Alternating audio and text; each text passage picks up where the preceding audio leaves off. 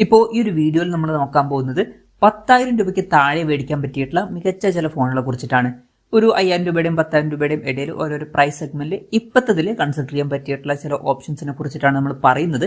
പിന്നെ ഇതേ ടോപ്പിക്കിൽ നമ്മൾ ഇടയ്ക്കിടയ്ക്ക് വീഡിയോസ് ചെയ്യാറുണ്ട്. അപ്പം ഇതേ ടോപ്പിക്കിൽ നമ്മൾ വീണ്ടും വീഡിയോ ചെയ്യുകയാണെന്നുണ്ടെങ്കിൽ ആ ഒരു വീഡിയോയുടെ ലിങ്ക് താഴെ ഡിസ്ക്രിപ്ഷനിലും അതുപോലെ തന്നെ കമന്റ് ബോക്സിലും കൊടുക്കുന്നതായിരിക്കും.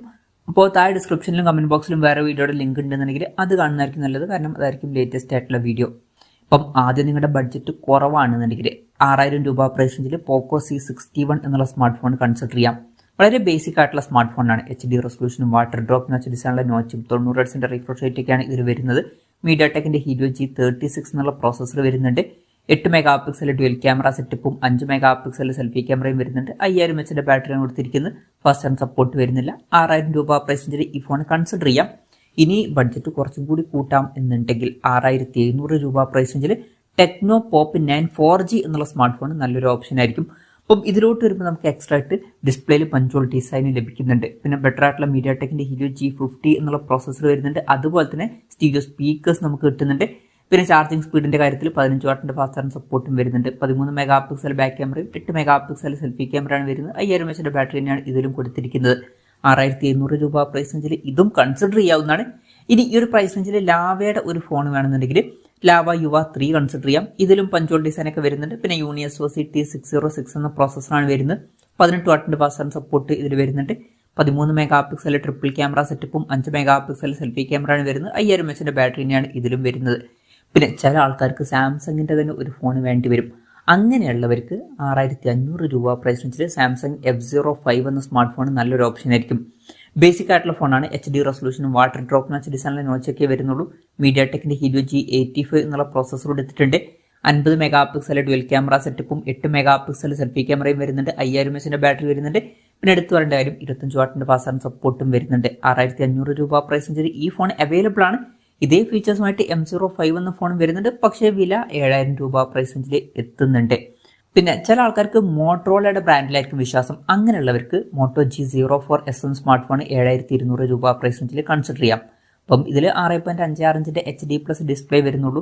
വാട്ടർ ഡ്രോപ്പ് നോച്ച് ഡിസൈനിലെ നോച്ചാണ് കൊടുത്തിരിക്കുന്നത്. 90 Hz റിഫ്രഷ് റേറ്റ് സപ്പോർട്ട് ചെയ്യുന്നുണ്ട്. യൂണി SoC T606 എന്ന പ്രോസസ്സറാണ് വരുന്നത്. 50 മെഗാ പിക്സൽ ബാക്ക് ക്യാമറയും 5 മെഗാ പിക്സൽ സെൽഫി ക്യാമറയും കൊടുത്തിട്ടുണ്ട്. 5000 mAh ബാറ്ററിയും 15 വാട്ടിന്റെ ഫാസ്റ്റ് ചാർജിംഗ് സപ്പോർട്ടും വരുന്നുണ്ട്.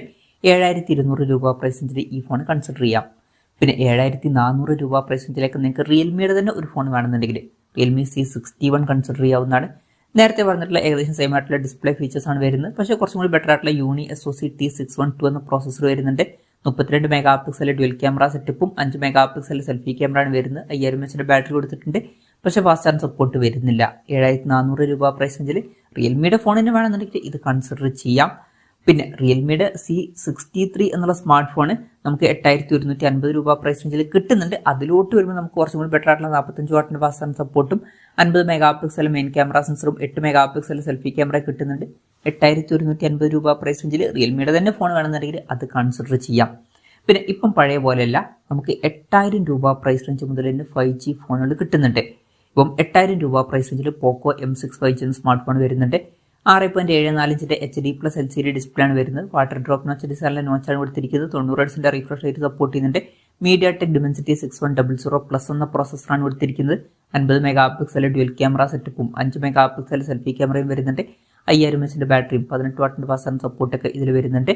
8,000 രൂപ പ്രൈസ് റേഞ്ചിലാണ് ഈ ഫോൺ വരുന്നത്. പിന്നെ ഇതേ ഫീച്ചേഴ്സുമായിട്ട് റെഡ്മി 13C 5G എന്ന ഫോൺ വരുന്നുണ്ട്. അപ്പം പോക്കോ ബ്രാൻഡിൽ വിശ്വാസം ഇല്ലാന്നുണ്ടെങ്കിൽ അത് നോക്കാം. പക്ഷേ വില 9,100 രൂപ പ്രൈസ് റേഞ്ചിലാണ് വരുന്നത്. അതല്ലാന്നുണ്ടെങ്കിൽ അതിനേക്കാൾ ഞാൻ റെക്കമെൻഡ് ചെയ്യുന്നത് റെഡ്മിയുടെ A4 5G എന്ന സ്മാർട്ട് ഫോണാണ്. ആ ഒരു ഫോൺ 8,500 രൂപ പ്രൈസ് റേഞ്ചിൽ തന്നെ കിട്ടുന്നുണ്ട്. ഇപ്പം ഡിസ്പ്ലേയിൽ നമുക്ക് എക്സ്ട്രാ ആയിട്ട് 120 Hz റിഫ്രഷ് റേറ്റ് കിട്ടുന്നുണ്ട്. പിന്നെ കുറച്ചും കൂടി ബെറ്റർ ആയിട്ടുള്ള സ്നാപ്ഡ്രാഗൺ 4S Gen 2 എന്ന പ്രോസസ്സർ എടുത്തിട്ടുണ്ട്. സെയിം ക്യാമറ സെറ്റപ്പും ബാറ്ററി സെറ്റപ്പ് ഒക്കെ തന്നെയാണ് വരുന്നത്. 8,500 രൂപ പ്രൈസ് റേഞ്ചിൽ ഈ ഫോൺ അവൈലബിൾ ആണ്. പിന്നെ സാംസങ്ങിന്റെ കാര്യത്തിൽ നമ്മൾ നേരത്തെ സാംസങ് F05 എന്ന ഫോണിനെ പറ്റി പറഞ്ഞു.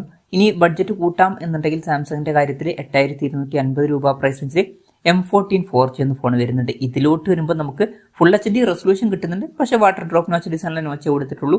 90 Hz റിഫ്രഷ് റേറ്റ് സപ്പോർട്ട് ചെയ്യുന്നുണ്ട്. പിന്നെ സ്നാപ്ഡ്രാഗൺ 680 എന്ന പ്രോസസ്സർ വരുന്നുണ്ട്. 50+2+2 മെഗാ പിക്സൽ ട്രിപ്പിൾ ക്യാമറ സെറ്റപ്പും 13 മെഗാ പിക്സൽ സെൽഫി ക്യാമറയും വരുന്നുണ്ട്. 5000 mAh ബാറ്ററിയും 25 വാട്ടിന്റെ ഫാസ്റ്റ് ചാർജിംഗ് സപ്പോർട്ടൊക്കെ വരുന്നുണ്ട്. 8,250 രൂപ പ്രൈസ് റേഞ്ചിലാണ് ഈ ഫോൺ വരുന്നത്. പിന്നെ സാംസങ്ങിന്റെ തന്നെ 5G ഫോൺ വേണമെന്നുണ്ടെങ്കിൽ 10,000 രൂപ പ്രൈസ് റേഞ്ചിൽ A14 5G എന്ന ഫോൺ വരുന്നുണ്ട്. നേരത്തെ പറഞ്ഞിട്ടുള്ള ഏകദേശം സിമിലർ ആയിട്ടുള്ള ഫീച്ചേഴ്സ് ആണ് വരുന്നത്, പക്ഷേ ബെറ്റർ ആയിട്ടുള്ള എക്സിനോസിന്റെ 1330 എന്ന പ്രോസസർ വരുന്നുണ്ട്. പിന്നെ 15 വാട്ടിന്റെ ഫാസ്റ്റ് സപ്പോർട്ടേ വരുന്നുള്ളൂ. ബാക്കി ഫീച്ചേഴ്സ് ഓൾമോസ്റ്റ് സെയിം ആണ്.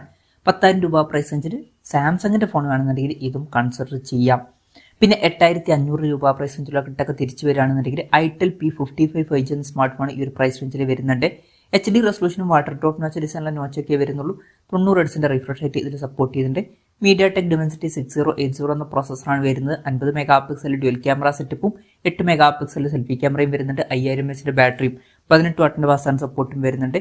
8,500 രൂപ പ്രൈസ് റേഞ്ചിൽ ഇത് കൺസിഡർ ചെയ്യാം. ഇനി 8,700 രൂപ പ്രൈസ് റേഞ്ചിന്റെ ലാവ യുവ 5G എന്ന സ്മാർട്ട് ഫോൺ വരുന്നുണ്ട്. അതിലോട്ട് വരുമ്പോൾ നമുക്ക് ബെറ്റർ ആയിട്ടുള്ള ഒരു പഞ്ചോൾ ഡിസൈൻ ലഭിക്കുന്നുണ്ട്. പിന്നെ യൂണി SoC T750 എന്ന പ്രോസസറാണ് വരുന്നത്. ബാക്കി സിമിലർ ആയിട്ടുള്ള ഫീച്ചേഴ്സ് തന്നെയാണ്. അപ്പം 8,700 രൂപ പ്രൈസ് റേഞ്ചിൽ അതും കൺസിഡർ ചെയ്യാവുന്നതാണ്. പിന്നെ 9,500 10,000 രൂപ പ്രൈസ് റേഞ്ചിലൊക്കെ ആയിട്ട് ടെക്നോയുടെ അല്ലെങ്കിൽ ഇൻഫിനിക്സിന്റെ ഫോണുകൾ വേണമെന്നുണ്ടെങ്കിൽ ടെക്നോ പോപ്പ് 5G, അതുപോലെ തന്നെ ടെക്നോ സ്പാർക്ക് 30C 5G, പിന്നെ ഇൻഫിനിക്സ് ഹോട്ട് 50 5G എന്നീ ഫോണുകൾ വരുന്നുണ്ട്. ഈ ഫോണുകളിലൊക്കെ സിമിലർ ആയിട്ടുള്ള ഫീച്ചേഴ്സ് തന്നെയാണ് വരുന്നത്. ഇപ്പം ഈ ഫോണുകളിലൊക്കെ HD റെസൊല്യൂഷൻ വരുന്ന ഡിസ്പ്ലേ ആണ് വരുന്നത്. പഞ്ചോൾ ഡിസൈൻ വരുന്നുണ്ട്. 120 ഹെർട്സിന്റെ റിഫ്രഷ് റേറ്റ് സപ്പോർട്ട് ചെയ്യുന്നുണ്ട്. MediaTek Dimensity 6300 എന്ന പ്രോസസർ തന്നെയാണ് വരുന്നത്. 48 മെഗാ പിക്സൽ ഡ്യുവൽ ക്യാമറ സെറ്റപ്പും 8 മെഗാ പിക്സൽ സെൽഫി ക്യാമറയും വരുന്നുണ്ട്. 5000 mAh ബാറ്ററിയും 18 വാട്ട് ഫാസ്റ്റ് ചാർജ് സപ്പോർട്ടൊക്കെ വരുന്നുണ്ട്. സ്റ്റീരിയോ സ്പീക്കേഴ്സ് ആണ് ഈ ഫോണുകളിൽ വരുന്നത്. ഇതിൽ ടെക്നോ പോപ്പ് 9 5G എന്ന സ്മാർട്ട് ഫോണിന്റെ വില 9,500 രൂപ പ്രൈസ് റേഞ്ചിലും സ്പാർക്ക് 30C 5G എന്ന ഫോണിന്റെ വില 10,000 രൂപ പ്രൈസ് റേഞ്ചിലുമാണ് വരുന്നത്. ഇൻഫിനിക്സ് ഹോട്ട് 50 5G എന്ന ഫോണിന്റെ വില 10,000 രൂപ പ്രൈസ് റേഞ്ചിലുമാണ് വരുന്നത്. വില കുറവ് ടെക്നോയുടെ പോപ്പ് 9 5G എന്ന ഫോണിനാണ്.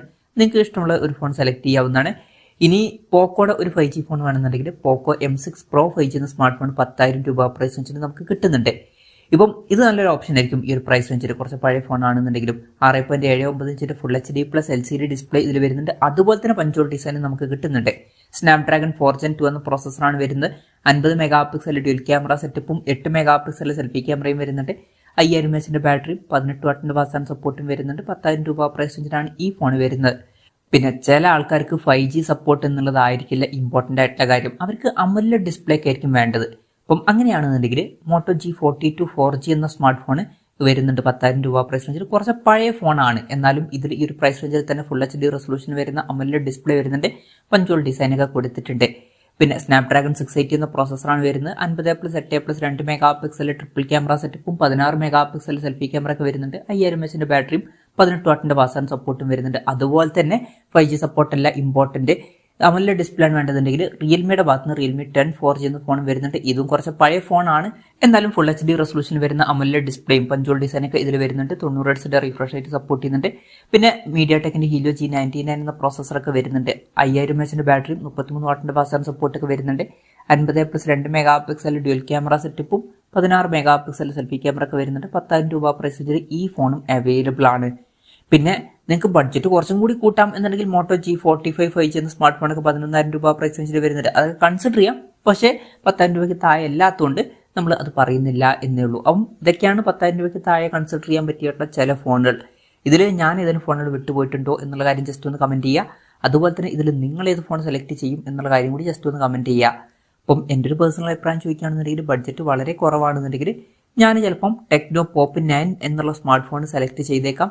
ഇനി ഒരു 5G ഫോൺ വേണം, ബഡ്ജറ്റ് കുറവാണെന്നുണ്ടെങ്കിൽ പോക്കോ M6 5G എന്നുള്ള സ്മാർട്ട് ഫോൺ, അല്ലാന്നുണ്ടെങ്കിൽ റെഡ്മി A4 5G എന്ന സ്മാർട്ട് ഫോൺ സെലക്ട് ചെയ്തേക്കാം. പിന്നെ 5G ഫോണുകളുടെ കാര്യത്തിൽ ബഡ്ജറ്റ് കൂട്ടാം എന്നുണ്ടെങ്കിൽ ടെക്നോ പോപ്പ് 9 5G, അല്ലാന്നുണ്ടെങ്കിൽ പോക്കോ M6 Pro 5G എന്നീ ഫോണുകളായിരിക്കും ഞാൻ സെലക്ട് ചെയ്യുക.